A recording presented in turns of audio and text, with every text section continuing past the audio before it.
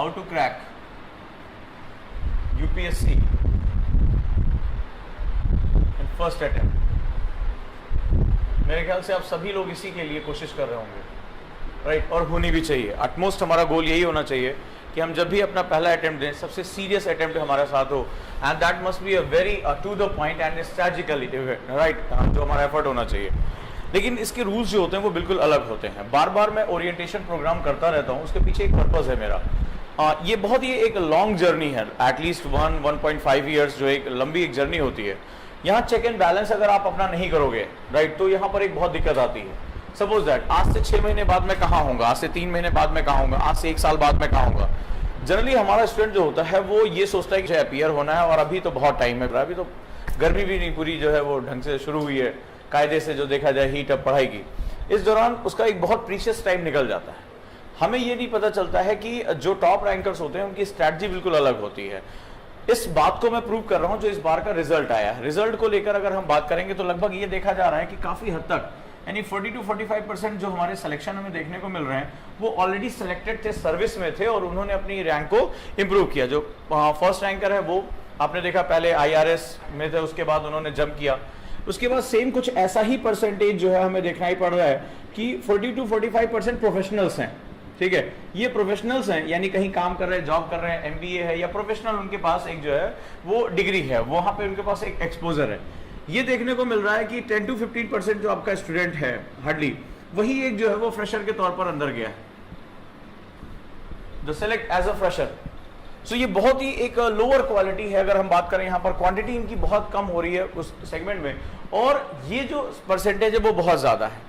But that is not the point of the fear. यहाँ पर हम लोग इसके बारे में बात नहीं करेंगे। सवाल ये है कि आखिर इनको एडवांटेज क्यों मिल रही है और यूपीएससी का जो चेंजिंग पैटर्न है वो कैसे इनको सपोर्ट कर रहा है। अगर हम ये बात समझ जाए तो शायद अपनी तैयारी को हम और ज्यादा स्ट्रेटेजिकली अपने आप को जो है वो हम जस्टिफाई कर पाएंगे। ये तो तय है कि ये लोग जो सर्विस में है already, they have a one most important segment that is known as confidence है। ऑफ कोर्स है, डर नहीं है कि मेरे को इसके बाद क्या करना है या बाबूजी क्या करेंगे या XYZ है। वो पहले से सर्विस में है, वो इस आयोग को पहले भी फेस कर चुके हैं, यूपीएससी इंटरव्यू पैनल को, और उन्हें क्या करना है, अपनी रैंक को इंप्रूव करना है। ऑलरेडी वो सिक्योर है।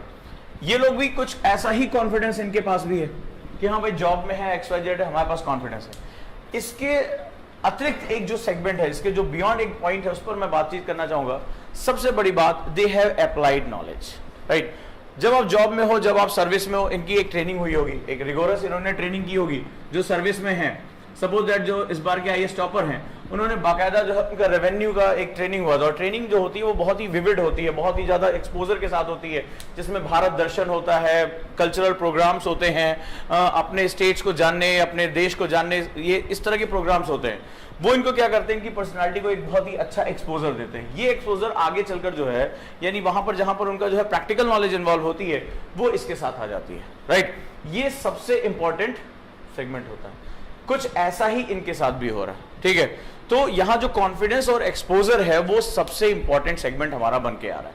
ये चीज आपको जो है वो मैं प्रूव करना चाहता हूं कि अगर आप वाकई में यूपीएससी को फर्स्ट अटेम्प्ट में क्रैक करना चाहते हैं, सो हमें अपनी स्ट्रैटेजी को थोड़ा सा, इस जो पैटर्न चेंज हो रहा है, जो पैटर्न आ रहा है, उसके लिए हमें अपने आप को प्रिपेयर करके रखना पड़ेगा। आज मैं सबसे पहले बात करूंगा कि यूपीएससी को किन लोगों की डिमांड है, वो किस तरह के जो हमें स्टूडेंट्स की उनको नीड है, आप अपने आप को कैसे उस माइंडसेट में लेकर जा सकते हो और अपने आप को कैसे 1 साल तक मेंटेन करके रख सकते हो। शुरू करें? चलिए। सो ये हमारे सामने जो है वो डाटा रहा। अब इस डाटा में हम देखते हैं यूपीएससी किस टाइप के स्टूडेंट्स को जो है वो इनवाइट कर रहा है, क्या है, और हम इस समय कहां है और हमें क्या चीज करना चाहिए। Suppose that the first thing, जहां पर हमारी सबसे पहली बात आती है, द फर्स्ट थिंग, यूपीएससी ऐसे स्टूडेंट को देख रहा है जो कि प्रॉब्लम सॉल्वर हो। नंबर 1, प्रॉब्लम सॉल्वर से भी अगर सबसे इंपॉर्टेंट सेगमेंट को देख रहा है, वो ऐसे स्टूडेंट को जानना चाहता है जो प्रॉब्लम्स को, one who correctly understand the problem. वास्तव में प्रॉब्लम है क्या, ये आइडेंटिफाई करना जिस स्टूडेंट को आता है, वो यूपीएससी के लिए बहुत इजीली जो है वो प्रिपेयर कर सकता है। मोस्ट ऑफ द टाइम हमें इस प्रॉब्लम वर्ड को पता ही नहीं होता ये प्रॉब्लम है क्या। Right, we generally did about the problem solver, तो वही होगा ना जिसको प्रॉब्लम समझ में आ गई है, ठीक है। अगर आप प्रॉब्लम को इजीली जो है आइडेंटिफाई कर सकते हो तो आप प्रॉब्लम को सॉल्व भी कर सकते हो। प्रॉब्लम क्या है ये जरा हम समझते हैं। मैं एक एग्जांपल लेता हूं, सपोज दैट एक बेगर है और उस बेगर को लेप्रोसी है, कुष्ठ रोग है, ठीक है। हमने देखा होगा हमारी लाइफ में इस तरह के बहुत से लोग दिख जाते हैं इजीली। अब समझना कि प्रॉब्लम क्या होती है और प्रॉब्लम सॉल्वर यूपीएससी को किस तरह के जो है वो यूथ की नीड होती है और हमें अपनी पढ़ाई को कैसे लेकर जाना है। आप 4 फ्रेंड्स जो है वो घूमने निकले, सीपीयूपी सब घूम घाम के आ रहे हो, एक्सवाइजेड जो भी अपना काम कर रहे हो। पहला जो आपका फ्रेंड है वो थोड़ा सा रिलीजियस बैकग्राउंड का है, ठीक है, उसका बैकग्राउंड जो है रिलीजियस है। उसको ये बताया गया है कि जो है वो जब दान देते हो, जकात करते हो, जो भी आपको करना है उसकी वजह से आपको पुण्य मिलता है और पुण्य कैलकुलेट होता है, फिर अगले जन्म में आपको जो है वो स्वर्ग वर्ग एक्सवाइजेड मिलता है, ये उसको बताया गया। ये बेगर है, ये बेगर इसको जिसको लेप्रोसी है, कुष्ठ रोग है, ये इसके पास पहुंचता है, कहता है कि भाई पैसा मांगता है, भीख मांगता है। क्या करेगा ये फर्स्ट पर्सन, क्या करेगा भाई? धार्मिक परिवार से, बहुत रिलीजियस फैमिली से उसको सिखाया गया है कि आपको करते, उसने देखा है मेरे पेरेंट्स ऐसा करते हैं तो हमें भी ये करना चाहिए। क्या करेगा? 5 रुपीज 10 रुपीज जो भी उसकी इकोनॉमिक वैल्यू होगी वो उठाकर उसको दे देगा। क्या होगा? इसकी प्रॉब्लम शॉर्ट आउट हो जाएगी, थोड़ी देर के लिए हो जाएगी। हो सकता है भूख से मर रहा हो तो उसको 2 रोटी मिल जाए। एक्चुअली में हमारी ब्यूरोक्रेसी जो है जिसका आप पार्ट बनने जा रहे हो वो यही काम करती है। Our bureaucracy do the same thing. पुल गिर गया बनारस में, क्या होगा? हर परिवार को 50,000 1 लाख का मुआवजा दे दिया जाएगा। एक्सीडेंट हो गया ट्रेन का, मरने वाले को घोषणा होती है, मृतकों के परिवारों को 2 लाख, घायलों को 50 लाख, बहुत अधिक हुआ 5 लाख, डिपेंड करेगा किस बात पे हुआ। तो आप क्या करते हो? आप कंपनसेशन देते हो। हैव यू एवर आस्क्ड कि ये रेल दुर्घटना दोबारा नहीं होनी चाहिए? सो हमारी जो सबसे बड़ी प्रॉब्लम है, स्पेशली जो हमारा एडमिनिस्ट्रेशन है, उसकी जो सबसे बड़ी प्रॉब्लम है वो ये है कि जब क्राइसिस अराइज होती है तो हम वहां पर जाकर प्लानिंग करते हैं। हम प्लानिंग इसलिए नहीं करते कि हमें इसको डेवलप करना है। हमने कंपनसेशन दे दिया, हम वेट करने लगे, अभी एक का कंपनसेशन आया नहीं, तब तक दूसरी रेल लड़ गई, ठीक है। कोई सड़क हादसा हो गया, तुरंत आनंद फानंद में मुख्यमंत्री पहुंच गए, मंत्री पहुंच गए, अधिकारी पहुंच गए और दिखा दिया हमने, देखो कितनी सहायता की है तुम्हारी, कितनी सहायता की है, और ये लो तुम्हें 2 लाख का चेक दे दिया, 50,000 का चेक दे दिया, 1 लाख का चेक दे दिया। बट ये प्रॉब्लम दोबारा अराइज ना हो इसके लिए हमने कोई काम नहीं किया। किसान ने सुसाइड कर लिया, एग्रीकल्चर मतलब फार्मर ने पहुंच गया उसके घर, 2 लाख का चेक दे दिया, फोटो खिंचा ली, देखो बिल्कुल टाइम से हमने मदद पहुंचा दी और वो आदमी निकल लिया। सो हमारी ब्यूरोक्रेसी बेसिकली कुछ इस तरह काम कर रही है, ठीक है। चलो दूसरा तुम्हारा दोस्त है, वो एक ऐसे सेगमेंट से आया जहां बताया कि भाई बड़ी मेहनत से कमा खा के खाना चाहिए, जो है वो पैसा किसी को फालतू नहीं दिया जाता, पैसा बहुत जो हार्ड अर्न होता है, XYZ ये सारा काम होता है। ये क्या करेगा? ये भिखारी जैसे इसके पास पहुंचा, इसको डांट के भगा देगा, भाग जाए ऐसे, राइट, उसको भाग जाए, उसको पैसा नहीं देगा। क्या इससे इसकी प्रॉब्लम को सॉल्यूशन निकला? नहीं निकला।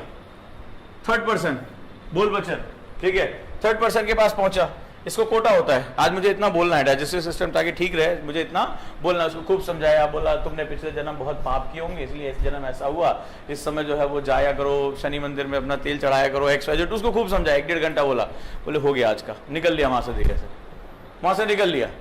तो क्या इसने इसकी प्रॉब्लम का सोल्यूशन दिया? इसने तो 2 रोटी के लिए पैसे भी नहीं दिए, बोल लिया, अपना काम पूरा किया, समझाया, ठीक ठाक है, फिर धीरे से निकल लिया। हमारी सोसाइटी में से बहुत से लोग हैं, देश को ये करना चाहिए, देश को वो करना चाहिए, भ्रष्टाचार ऐसे मिटा देना चाहिए, हमारी साफ सफाई ऐसे होनी चाहिए, बोलने के बाद धीरे से वहां से निकल लेते हैं, करना कुछ नहीं होता है। क्या इससे इसकी सॉल्यूशन निकला? नहीं निकला, right. There is a fourth one, पढ़ा लिखा, जानता है, उसने इस सिचुएशन को एनालाइज किया। उसने कहा कि अगर मैं इसको पैसा दे देता हूं तो हो सकता है इसको थोड़ी देर के लिए खाना पीना मिल जाए, बट इसकी प्रॉब्लम का सॉल्यूशन नहीं निकलेगा, ठीक है। ये फिर मेरे से नहीं छोड़ेगा, किसी और से भीख मांगेगा। और इंसान होने के नाते, ह्यूमन बीइंग, हमारे पास ये जो बेगर का काम है ये बहुत गलत काम माना जाता है, ये ह्यूमन राइट्स, ह्यूमन वैल्यूज के अगेंस्ट है, यानी ये सॉल्यूशन नहीं हो सकता। दूसरा, अगर मैं इसको डांट के भगाऊंगा अभी तो इसके ऊपर क्या फर्क पड़ेगा, ये मेरे से नहीं मांगेगा, किसी और से मांगेगा, क्योंकि इसकी नीड है, इसके पास कोई भी इकोनॉमिक रिसोर्स अवेलेबल नहीं है। मैं इसको समझाऊंगा तो भी इसके ऊपर कोई फर्क नहीं पड़ेगा। आप इसको लाख समझाते रहिए कि तुम इंसान हो, तुम्हें आगे बढ़ना चाहिए, ये करना चाहिए, अरे उसकी बॉडी उसको सपोर्ट नहीं कर रही है, लेप्रोसी में वो कोई काम नहीं कर सकता, सोसाइटी उसको एक्सेप्ट नहीं कर रही है, तो इसका भी कोई फायदा नहीं होगा।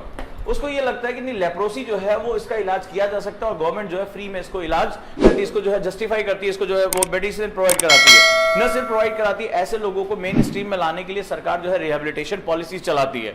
अगर मैं इसको उस चेन में लेकर जा सकूं, उसको अस्पताल पहुंचा सकूं या उस योजना का उस जो स्कीम का मैं अगर इसको जो है बेनिफिट दिला सकूं तो इसकी लाइफ में एक पॉजिटिव चेंज आ सकता है। ठीक है, आएगा नहीं ये बात कहना बहुत मुश्किल है। उसने क्या कहा, उसकी लाइफ में इट माइट बी कि उसकी लाइफ में एक पॉजिटिव चेंज आ सकता है और वो इस सिचुएशन से हमेशा के लिए बाहर जा सकता है। राइट, जा सकता है। तुम ये बताओ किसका अप्रोच सबसे बेस्ट है? Fourth one. सिचुएशन क्या थी जो मैं तुम्हें अब समझाना चाहता हूं? प्रॉब्लम तो सेम थी, लेकिन इस प्रॉब्लम को हैंडल करने के तरीके चारों के क्या थे?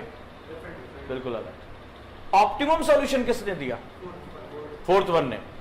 Why he or she gave the optimum solution according to you? Because he or she analyzed the situation properly, analyzed the problem properly, and when you have the ability to analyze the problem properly, you can provide a best or optimum solution. And that is the best way of UPSC. Try to write down on your copy. आज की जो ये seminar है तुम्हारा पूरे साल का attitude तय करेगी कि तुम्हें कैसे यूपीएससी को हैंडल करना है। It is not about reading the history, geography, polity और economic. It's not about to understand the problem, because you are not going to be an historian और you are not going to be a geographer और you are not going to be a politician. तुम्हें ये subject क्यों पढ़ाया जा रहा है? Just because you have ability and capability to analyse the problem in correct way. And let me prove it कि आपको ये जो सिचुएशंस है उसको एनालाइज करने की पावर होनी चाहिए। ये हम कर सकते हैं। राइट, तो आपके हिसाब से जो फोर्थ है वो उसने क्या किया? बेस्ट ऑप्टिमम सॉल्यूशन दिया। नाउ यूपीएससी इसी चौथे को खोज रहा है। This whole trap 2011 and 13 UPSC इसी चौथे स्टूडेंट को खोज रहा है, one who can provide the optimum solution of the problems of India, poverty, corruption, जो लैकनेस ऑफ इंफ्रास्ट्रक्चर, जो आपका डिजिटल डिवाइड है, इतना कुछ है, इतनी प्रॉब्लम्स हमारे पास हैं, उन सभी के सॉल्यूशंस देने होंगे। उन्हें ये नहीं चाहिए और यही हमारी ब्यूरोक्रेसी है। राइट, किसान मर जाता है, 2 लाख का चेक पकड़ा दिया, एक्सीडेंट हो गया, चेक पकड़ा दिया, मर गए लोग, चेक पकड़ा दिया। बट हमारे बारे में कहा जाता है कि हम क्राइसिस रिस्पॉन्सिव ब्यूरोक्रेसी हैं। क्राइसिस जनरेट होगी, हम रिस्पॉन्स करेंगे। बट ब्यूरोक्रेसी को कैसा होना चाहिए? एक डेवलपिंग नेशन में, एक जहां पर 21st सेंचुरी में एक ऐसा नेशन होना चाहिए जहां पर हम डेवलपमेंट रिस्पॉन्सिव होने चाहिए, यानी हमारा रिस्पॉन्स हमारे डेवलपमेंट के लिए होना चाहिए। और जब तक हम ऐसा नहीं कर पाएंगे तब तक हम कभी भी ऑप्टिमम सॉल्यूशन ढूंढ नहीं पाएंगे।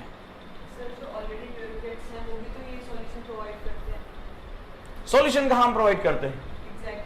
हम सॉल्यूशन कहां प्रोवाइड करते हैं? हम हैंडलिंग करते हैं। कौन सा ब्यूरोक्रेट होगा जो गांव में जाकर देख रहा है कि क्या हो रहा है? बहुत थोड़े हैं। ठीक है, तो ये प्रॉब्लम है, इसी को हटाने के लिए तो वो यूथ को लेकर अंदर आ रहे हैं। और कैसा यूथ को चाहिए? ये जो पूरा तामझाम हो रहा है, जो करंट अफेयर्स का वैल्यू बढ़ता चला जा रहा है, ये आप देख रहे हो कि बहुत ट्विस्टेड क्वेश्चन अब आने लगे हैं, स्ट्रेट फॉरवर्ड क्वेश्चन नहीं आ रहे। क्यों? वो ऐसा कहना चाह रहे हैं कि अगर आप मगिंग करते हो, आप रटते हो किसी चीज को, तो अब यूपीएससी में क्वेश्चंस को हैंडल नहीं कर पाओगे। और रिजल्ट जो मैंने अभी आपको डाटा दिया कि क्यों पहले से इस्टेब्लिश जो लोग सर्विस में है, जो प्रोफेशनल्स हैं, जो जॉब कर रहे हैं, जिनके पास लाइफ का एक्सपीरियंस है, वो क्यों सर्विस में इजिली चले जा रहे हैं और क्यों एक बहुत बड़ा हिस्सा जो है वो बाहर निकलता चला जा रहा है। रीजन क्या है? अगर वर्किंग में कोई 4 घंटे पढ़ रहा है, कोई 6 घंटे पढ़ने का टाइम है, वो भी बहुत इजीली हैंडल कर ले रहा है, और 12 घंटा पढ़ने वाला स्टूडेंट जो यहां बैठा हुआ है वो इसको जो है क्रैक नहीं कर पा रहा है। Because there is a big difference between the attitude and attitude where we are going to start it, that is you need to understand what are the problems, you need to understand the problem. और problem को समझना, आज मैं यही establish करूंगा, ये शब्द जितना तुम्हें छोटा दिखाई पड़ रहा है, ये तुम्हारा जो है पेंडोरा बॉक्स है, ये ब्लैक होल है। अगर आप प्रॉब्लम शब्द को नहीं समझोगे, उसको सही समझना, उसको नहीं सीखोगे कि मुझे इसको आइडेंटिफाई कैसे करना है, तब तक यूपीएससी में तुम नहीं जा पाओगे। क्योंकि अगले स्टेप पे तुम्हें कहां जाना है? Solution. No, what are the problems? ये बात मेरी समझ में आई। उन्हें कौन से स्टूडेंट चाहिए? सेम केस स्टडी, बेगर तो सभी के लिए बराबर था, बट चारों में से ऑप्टिमली किसने इसको एनालाइज किया? इसने एनालाइज किया। जब इसने सही तरीके से एनालाइज किया, और एनालाइज उसने कैसे किया? उसने इस पॉइंट को एनालाइज किया कि क्या अगर मैं ऐसा करता तो ऐसा होता, फिर इसको एनालाइज किया, फिर इसको एनालाइज किया, and then find the optimal solution. But problem को सही तरीके से आइडेंटिफाई करना यूपीएससी को अगर वाकई में क्रैक करना चाह रहे हो तो आपको ये आर्ट सीखनी पड़ेगी कि ऑप्टिमली इसको हम कैसे, प्रॉब्लम को कैसे समझेंगे। जब आपको प्रॉब्लम समझ में आ जाएगी तब आप सॉल्यूशन की तरफ जाओगे। प्रूव करो इसको कि प्रॉब्लम है क्या। यूपीएससी की प्रॉब्लम कैसी होती है ये मैं आपको बताना चाहता हूं कि हमें किस तरह के अप्रोच की नीड पड़ेगी। चलिए मैं आपसे पर्टिकुलरली एक जो है वो एग्जांपल लेता हूं और शायद आप ज्यादा अच्छी तरह समझ पाओगे यूपीएससी का प्रॉब्लम इतना चैलेंजिंग क्यों होता है। एक कंट्री है यूएसए, एक कंट्री है ईरान, एक कंट्री है इंडिया। ठीक, अब शुरू करते हैं यूपीएससी की प्रॉब्लम्स क्या है और क्यों घनचक्कर हो जाता है इंसान यहां आने के बाद। राइट, इंडिया और यूएसए पिछले कुछ समय से स्ट्रैटेजिक पार्टनर्स हैं। ठीक है, इंडिया को जरूरत है साउथ एशिया में बैलेंस बनाने के लिए अमेरिका जैसे जो है वो एक ताकतवर देश की, क्योंकि उससे पहले वो रशिया के साथ था और रशिया धीरे धीरे वो स्टेप बैक करता गया, उसका जो है डायमेंशन अदर चला जाने लगा, स्पेशली 1991 के बाद। तो इंडिया और यूएसए एक दूसरे के बहुत करीब है, स्ट्रैटेजिक पार्टनर्स हैं। ठीक है, इंडिया ईरान से बहुत बड़ी मात्रा में ऑयल परचेज करता है, बिकॉज इंडिया को अपनी ग्रोथ को बढ़ाने के लिए बहुत बड़ी मात्रा में एनर्जी सिक्योरिटी मेंटेन करनी पड़ती है। अगर एनर्जी सिक्योरिटी मेंटेन नहीं है तो कोई भी कंट्री सरवाइव नहीं कर पाती है। ईरान जो है वो थर्ड लार्जेस्ट उसका जो है वो ऑयल सप्लायर है। डन। पिछले कुछ समय से एक गड़बड़ हुई, यूएसए ने ईरान के साथ न्यूक्लियर एग्रीमेंट को तोड़ दिया। ठीक है, there is a wave conflict in the international arena. International arena में एक विवाद ने जन्म ले लिया, अब जरा मजेदार तरीके से देखो प्रॉब्लम कितनी डीप है। ठीक है, यूएसए ईरान एक दूसरे से दूर जा रहे हैं, एक दूसरे से डिस्टेंस क्रिएट कर रहे हैं। दोनों किसके पास आ रहे हैं? इंडिया के पास आ रहे हैं। बट प्रॉब्लम का ये तो भी छोटा सा हिस्सा है। यहां दो कंट्री बैठी हुई है, एक है पाकिस्तान और एक है चाइना। इन दोनों के साथ हम अपना बॉर्डर शेयर करते हैं, जियोपॉलिटिकल सिचुएशन है हमारी। डन। अब ये रहा हमारा चाइना का सेगमेंट। चाइना जो है वो इन तीनों को ऑब्जर्व कर रहा है। चाइना इंडिया से भी डील कर रहा है, चाइना यूएसए से भी डील कर रहा है और चाइना ईरान को अपने खेमे में भी लेकर आना चाहता है। पाकिस्तान चाइना की गोद में बैठना चाहता है ताकि वो इंडिया को डिस्टर्ब कर सके। चीन और पाकिस्तान मिलकर सीपीईसी बनाते हैं जो कि ग्वादर से होकर जो है वो चाइना तक जाता है ताकि एनर्जी सिक्योरिटी मेंटेन रहे। इस बात को काटने के लिए इंडिया और ईरान चाबार में जाते हैं और चाबार एग्रीमेंट करते हैं। ठीक है, क्योंकि जो है इंडिया ईरान के थ्रू जो है वो अफगानिस्तान को जो है वो मेंटेन कर सकती है, ये अफगानिस्तान जो है वो पाकिस्तान को काउंटर कर सकता है। देखते जा रहे हो, वेब कॉम्प्लेक्स होता चला जा रहा है। ठीक है, इसमें दो कंट्री है अभी और मजेदार तरीके से देखो। सो हमारे लिए ईरान बहुत इंपॉर्टेंट है, हमारे लिए यूएसए बहुत इंपॉर्टेंट है, हमें जो है चाइना को भी मेंटेन करना है, हमें पाकिस्तान को अलग थलग भी करना है, हमें अफगानिस्तान को भी अपने साथ लेकर चलना है। लेकिन यहां पर दो कंट्री है, एक है इजराइल और दूसरा है पैलेस्टीन। ठीक, दो कंट्रीज, ये दोनों एक दूसरे के क्या है? अपोजिशन में है। ठीक है, इजराइल को सबसे ज्यादा दोस्ती किसके साथ है? यूएसए के साथ। ये आज के समय में हमारा सबसे बड़ा जो है वो आर्म सप्लायर बनता चला जा रहा है इजराइल। इंडिया में बहुत बड़ी इस्लामिक जो है पॉपुलेशन है और हमारा जो झुकाव, हम शुरू से किसको सपोर्ट कर रहे थे? पैलेस्टीन को सपोर्ट कर रहे थे। इजराइल और पैलेस्टीन एक दूसरे के जस्ट अपोजिट है। देख रहे हो कितने लोग मारे गए अभी। ठीक है, जैसे ही अमेरिका ने कहा कि हम यरूशलेम में जो अपना जो एम्बेसी खोलेंगे, वैसे देखो कितना बवाल कट गया, वहां पे कितने लोग मारे जा रहे हैं। और इंडिया इजराइल के साथ भी फ्रेंडशिप कर रहा है और पैलेस्टीन के साथ भी कर रहा है। ठीक है, ये दोनों एक दूसरे के दुश्मन हैं, लेकिन इजराइल ईरान के न्यूक्लियर वेपन प्रोग्राम का जबरदस्त अप्रोच जो अपोज करता चला जा रहा है, जबरदस्त अप्रोच कर रहा है। ठीक है, ये इसको बिल्कुल पसंद नहीं करता। ठीक है, ये चाहता नहीं है। इसने अभी इनके जो प्राइम मिनिस्टर थे उन्होंने प्रेजेंटेशन दिया कि ईरान कैसे छुप छुप के जो है न्यूक्लियर वेपन को डेवलप करता चला जा रहा है। ठीक है, इंडिया सपोर्ट कर रहा है ईरान को। ठीक है, इंडिया सपोर्ट कर रहा है इजराइल को, दोस्ती उसके साथ बढ़ा रहा है। इंडिया सपोर्ट कर रहा है पैलेस्टीन को। इंडिया को काउंटर करना है चाइना को, चाइना को इन सभी को नचाना है, क्योंकि चाइना एक बहुत बड़े प्रोजेक्ट के साथ आ रहा है, ओबोर, और वो चाहता है कि दुनिया के सारे देश जो है वो ज्यादातर हिस्से जो है साउथ चाइना से लेकर जो मिडिल ईस्ट तक या यूरोप तक वो सभी ओबोर का पार्ट बन जाए, इवन इंडिया ऑल्सो। वेब देख के क्या लग रहा है? अभी तो एक कहानी का एक हिस्सा। इसके बाद इंडिया के कुछ पड़ोसी हैं, मालदीव्स। श्रीलंका, म्यांमार, नेपाल, बांग्लादेश, भूटान, इन सभी में कुछ ना कुछ कॉन्फ्लिक्ट है, specially Nepal, Myanmar, Sri Lanka, Maldives crisis है। और चाइना चाहता है कि ये सारे के सारे जो सेगमेंट है वो किसकी तरफ आ जाए, उसकी तरफ आ जाए। अच्छा, ये इंडिया के इमीडिएट नेबर हैं, इसीलिए नेबर फर्स्ट पॉलिसी में हम चाहते हैं कि हमारा नेबर डिस्टर्ब नहीं होना चाहिए, और इंडिया भी सारे पैकेज को अपनी तरफ लेकर आना चाहता है। And so they have negotiation capability, या तो वो चाइना की तरफ चले जाएंगे या वो इंडिया की तरफ आएंगे। China has a very deep pocketed, Pakistan एक ऐसा सेगमेंट है जो यहां पर की प्लेयर कर सकता है। सार्क में ये जो है वो जो दक्षेश होता है उसमें सबसे जो इंपॉर्टेंट भूमिका में, लेकिन पाकिस्तान कभी नहीं चाहेगा कि सार्क में इंडिया जो है वो इन सभी को कोलैबोरेट करके आगे बढ़ जाए और रीजनल पार्टनरशिप में आगे चला जाए। तो वो क्या हो रहा है, वो बिल्कुल इंडिया के हर रास्ते में क्या कर रहा है, अड़ंगा लगाता हुआ चला जा रहा है। So no, this is the situation, the problem is very complex. What I am doing, यहां प्रॉब्लम यूपीएससी में जो प्रॉब्लम्स होती हैं वो कभी भी यूनी डायरेक्शनल नहीं होती है, वन डायरेक्शनल नहीं होती हैं। यूपीएससी में जो प्रॉब्लम्स होती हैं वो मल्टी डायमेंशनल होती हैं। देख रहे हो वेब, एक ही साथ आप दो अपोजिट लोगों के साथ डील कर रहे हो कि नहीं कर रहे हो, दो अलग अलग थॉट्स को, दो अलग अलग फॉरेन पॉलिसी को, दो अलग अलग जो है जो इनका डेरिवेशंस है डिप्लोमेसी, उनके साथ आप डील कर रहे हो। किसके साथ जाना चाहिए और किसके साथ नहीं जाना चाहिए। एंड एवरी टाइम ये जो वेब है, क्या क्वेश्चन पूछ लिया जाता है कि इंडिया को मालदीव में इंटरफेयर करना चाहिए कि नहीं चाहिए, क्योंकि चाइना जो है वो क्या कर रहा है, वो धमकी दे रहा है कि इंडिया कभी भी मालदीव में एंटर नहीं करेगा। मालदीव हमारा इमीडिएट पड़ोसी है, वहां पर जो कुछ भी होगा उसका असर हमारे ऊपर आएगा ही आएगा, उसका इफेक्ट हमारे ऊपर होगा ही होगा। सो इंडिया को क्या करना चाहिए। चाइना इतना ज्यादा इन्वेस्टमेंट नेपाल में कर रहा है, नेपाल हमारा इमीडिएट पड़ोसी जिसके साथ हमारा रोटी बेटी का रिश्ता है, कहते हैं वहां पे वीजा हमें जरूरत नहीं पड़ती है, ठीक है। और ऐसी कंडीशन में अगर नेपाल चाइना की तरफ जा रहा है तो हमारा इमीडिएट पड़ोसी का जाना किधर हम लेकर जा सकते हैं, हम डायरेक्ट इंटरफेयर भी नहीं कर सकते, हम रोक भी नहीं पा रहे, राइट। ईरान को कैसे डील करना चाहिए, क्योंकि अगर इस पूरे पार्ट को काउंटर करना है तो ईरान हमें चाहिए, लेकिन हमें इस यूएसए की भी दोस्ती की जरूरत है, क्योंकि अगर हम चाहते हैं कि इंडियन ओशियन में हमारी पावर, साउथ एशिया में हमारी पावर बनी रहे, तो उसके लिए एक पावरफुल कंट्री की बैकिंग हमारे लिए बहुत जरूरी है।